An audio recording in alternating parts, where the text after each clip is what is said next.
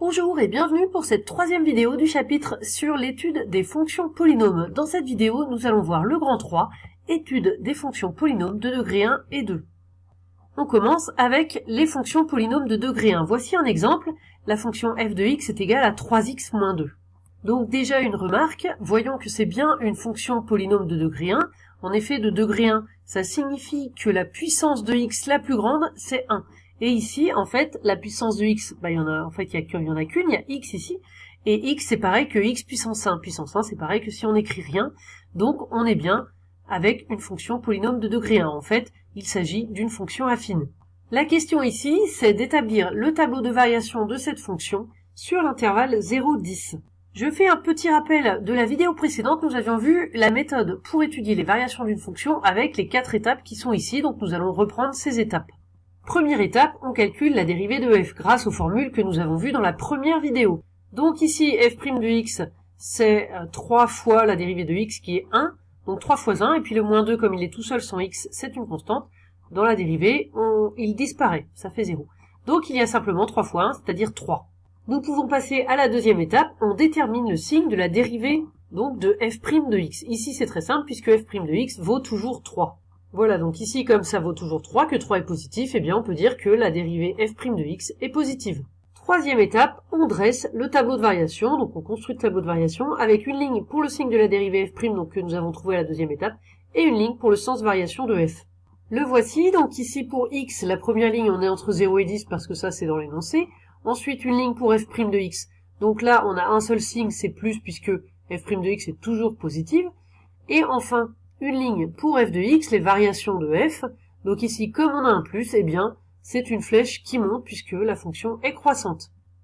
Et puis, dernière étape, la quatrième, on calcule les images quand on peut. C'est-à-dire ici, là dans le tableau, nous avons 0 et 10, nous allons calculer les images par f de 0 et de 10 et nous allons les mettre au bout de la flèche. Alors on calcule f de 0, donc on remplace dans l'expression de f au départ le x par 0, 3 fois 0 moins 2, ça donne moins 2, et on calcule f de 10, 3 fois 10 moins 2, ça donne 28 que nous allons donc ajouter dans le tableau. Et voilà, c'est terminé, le tableau est complet avec f qui est croissante de moins 2 jusqu'à 28 entre 0 et 10. Nous passons à la deuxième partie de cette vidéo, les fonctions polynômes de degré 2. Voici un exemple, f de x est égal à 3x carré moins 12x plus 5, donc là, comme tout à l'heure, nous vérifions que c'est bien une fonction polynôme de degré 2, donc le degré, c'est la plus grande puissance de x. Ici, on voit bien que la plus grande puissance de x, c'est 2, donc c'est bien une fonction polynôme de degré 2. On appelle aussi ces fonctions des trinômes, parce qu'on a 3 termes. Et donc, pour cette fonction, nous cherchons à établir le tableau de variation de cette fonction. Ici, on pose la question sur l'intervalle 0,6. Nous reprenons les étapes comme tout à l'heure. Première étape, on calcule la dérivée de f.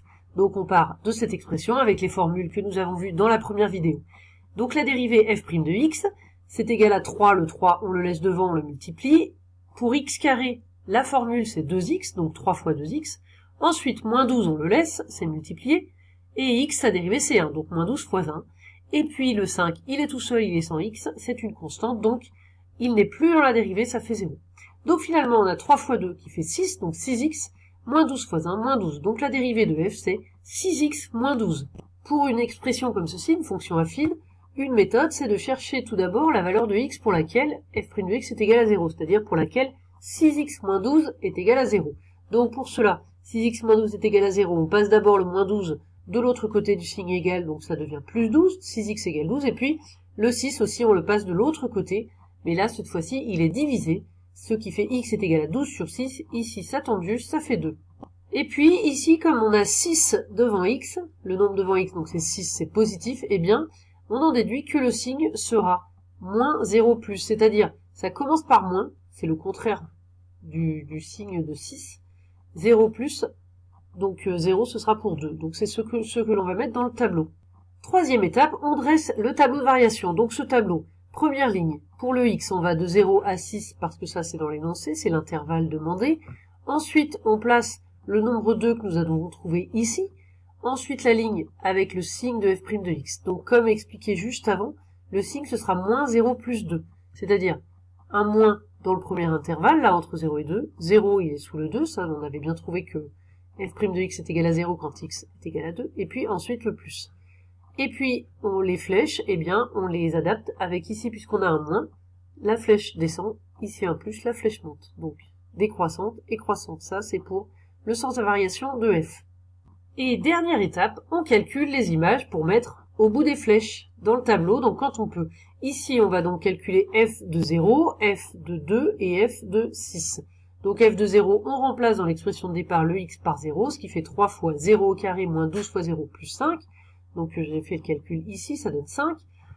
Nous allons l'écrire ici. Ensuite, f de 2, on remplace le x par 2. 3 fois 2 au carré moins 12 fois 2 plus 5, ce qui donne moins 7.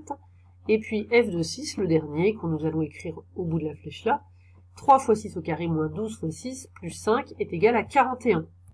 Et voilà, ainsi le tableau de variation est complet. On a bien les variations de f décroissantes ici, entre 0 et 2, on passe de 5 à moins 7. Croissante ensuite, de moins 7 à 41, entre 2 et 6.